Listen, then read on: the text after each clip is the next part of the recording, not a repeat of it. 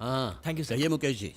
उस जनता गराज को निपटाने के लिए मैंने आपकी पार्टी को इतने फंड दिए, फिर भी आपने उनके खिलाफ एक कदम नहीं उठाया। पहले जो मुसीबत थी अब सरदर्द बन गया है। वहाँ एक नया लड़का जो आ गया है हमारे बिजनेस को ठप करने में लगा है। बिजनेस में दखल देता है, प्रोजेक्ट्स को बीच में ही रोक देता है। हम भला काम करें तो कैसे करें? मैंने तो यहाँ तक सुना है कि वो सत्यम से भी ज्यादा डेंजरस है। आप उनसे ना उलझें, इसी में आपकी भलाई है। जरा ठंडे दिमाग से सोचिए। बिजनेस में छोटा मोटा घाटा हो जाए तो चलता है, पर अगर जान चली जाए तो? हर कोई राणा साहब का साथ चाहता है। इस स्टेट में ना तो कोई और बिजनेसमैन, ना ही कोई पॉलिटिकल पार्टी इनसे पंगा ले सकती है। और आज एक गराज की वजह से आपकी नींद उड़ गई है। कितनी भी कोशिश करूं ये बात हजम नहीं हो रही राणा साहब। मुझे बुरा इस बात का लग रहा है कि आपको मेरी फैमिली की वजह से बहुत परेशानी हो रही है। You gave me a great life. मैं आपके लिए कुछ करना चाहता हूं। जनता गराज को उखाड़ फेंके क्या? यह नामुमकिन है राघव। मैं सालों से ये कोशिश कर रहा हूं। इतना इजी नहीं होगा। करेक्ट है, आपके लिए इजी नहीं है, पर गवर्नमेंट के लिए बाएं हाथ का खेल है। पॉलिटिशियंस होके भी टेढ़ी उंगली से घी ना निकाल पाए तो क्या फायदा? ऐसा सीएम किस काम का जो आपके काम के लिए एक झटके में सीधा मना कर दे? बेस्ट। 6 महीने में इलेक्शंस आ रहे हैं। अगर आप उसे एक्स सीएम और मुझे सीएम बना दें तो शपथ लेने के तुरंत बाद ही 1 घंटे में उस गराज के लोगों और सारे कचरे को उठा के समुंदर में फेंक दूंगा। और ये कोई फेवर नहीं है। अरे भाई, आप है ही इतने खास आदमी।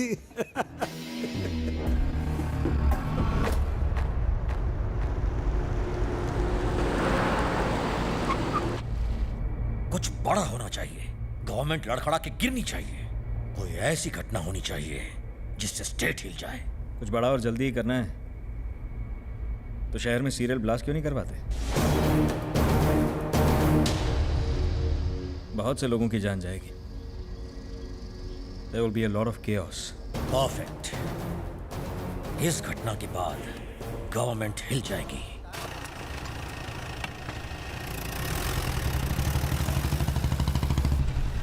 एक मिनट रुको। स्कूटर रिपेयर ठीक हो ना? ए छोटू, एक मिनट, मैं बाइक चेक कर लूं। उसकी शादी हो चुकी है, एक बेटा भी है, और उसके हस्बैंड की अभी हाल ही में डेथ हुई है। वो सब तो ठीक है, पर वो जिससे प्यार करती है उसके साथ रहेगी तो मुझे लगता है खुश रहेगी।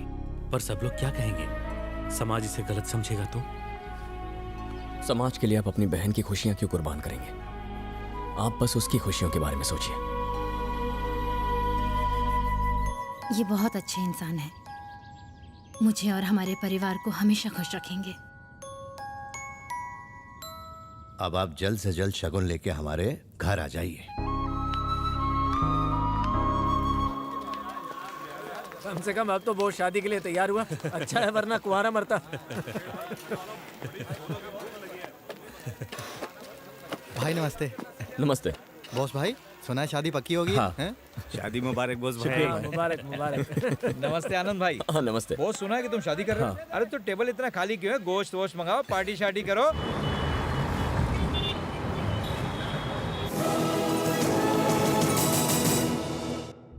हैदराबाद में हुए सीरियल बॉम्ब ब्लास्ट में 64 लोग मारे गए और 200 से ज्यादा घायल हुए। पूरे शहर में रेड अलर्ट घोषित कर दिया गया है और बॉम्ब स्क्वाड शहर की तलाशी ले रहे हैं।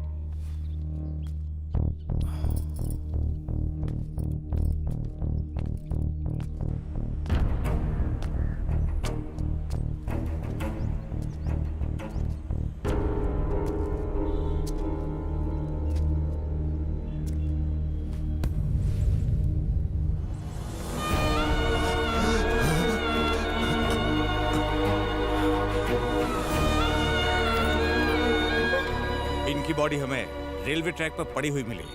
इनिशियल इन्वेस्टिगेशन से ये सुसाइड लगता है।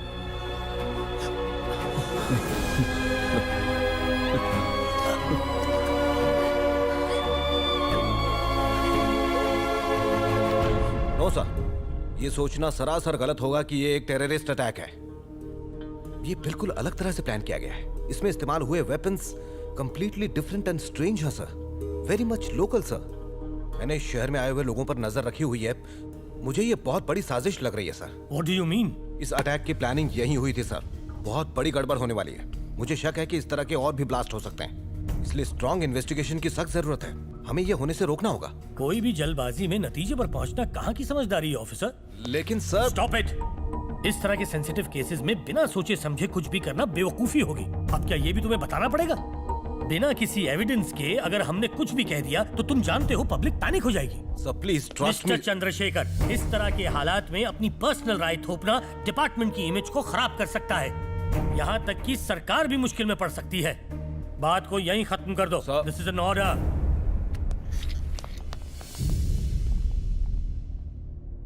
यकीन नहीं होता कि वो सब हमारे बीच नहीं रहा। समझ में नहीं आता उसने ऐसा क्यों किया।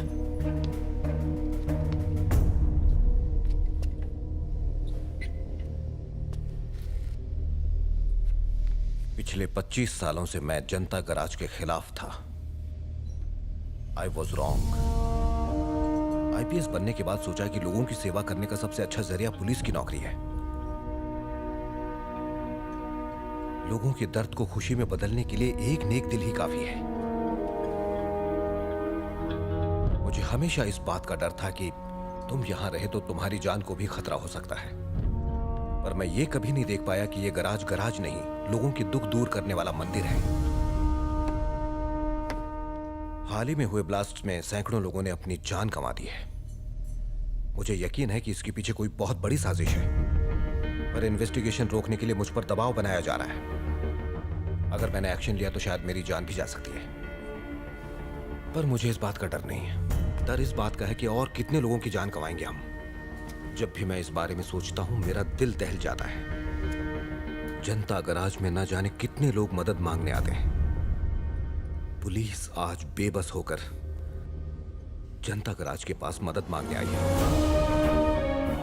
अगर कभी जनता गैराज बेबस होके आपके पास आए तो कोई बड़ी बात नहीं, पर आपका यहां आने का मतलब इंसानियत और भलाई हार गई आज।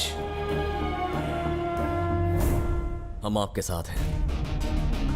आपके पुलिस डिपार्टमेंट को यह जनता गराज सहारा देगा। कानून और जनता गराज ने हाथ मिला लिया है। अब तो उन्हें मौत भी नहीं बचा सकती। शहर के हर क्रिमिनल पर हमारी नजर बनी हुई है।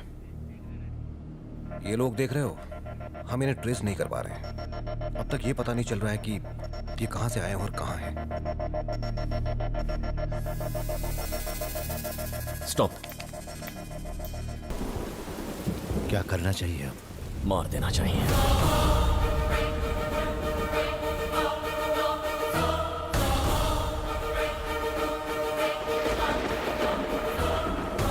जनता गराज से बड़ा कोई नहीं। जो गलत काम करेगा उसे उसके किए की सजा मिलेगी। ये तुम क्या कह रहे हो? वो मेरा बेटा है, तुम उसे मार डालोगे? हाँ? सुना आपने?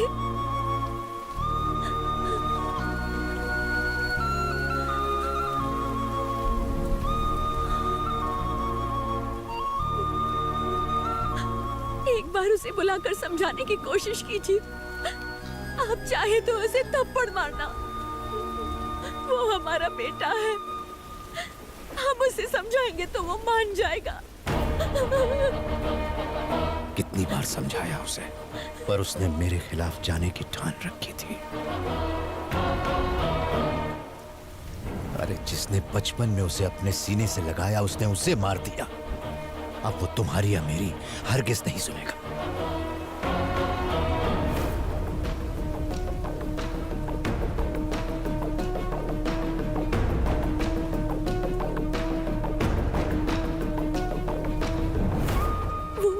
इकलौता बेटा है और तुम चाहते हो कि मैं उसे खो दूं।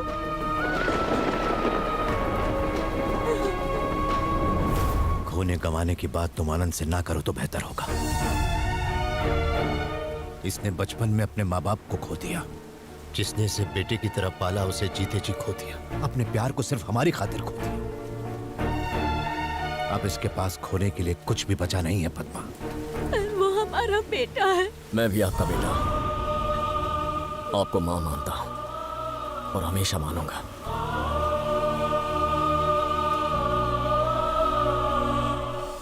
वो हमारी गोद में पड़ा हुआ है, हम सब उसे समझाएंगे तो शायद वो समझ जाएगा। बहुत देर हो गई है, सोचने समझने का वक्त गया। अब फैसला होगा। जोश में आकर कोई फैसला मत लो। वो तुम्हारा इकलौता बेटा है सत्यम, और तुम उसे ही मारने की सोच रहे हो।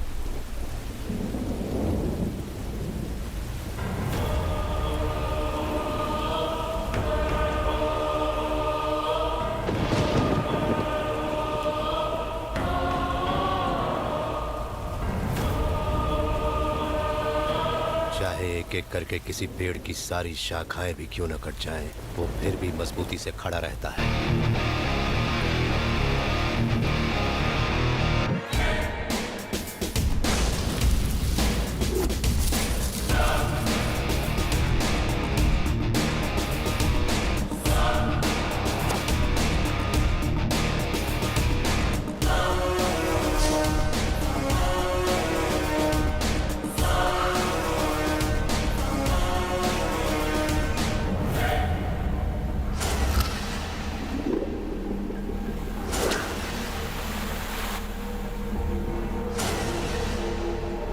हम सिर्फ 3 लोगों को मारने आए हैं।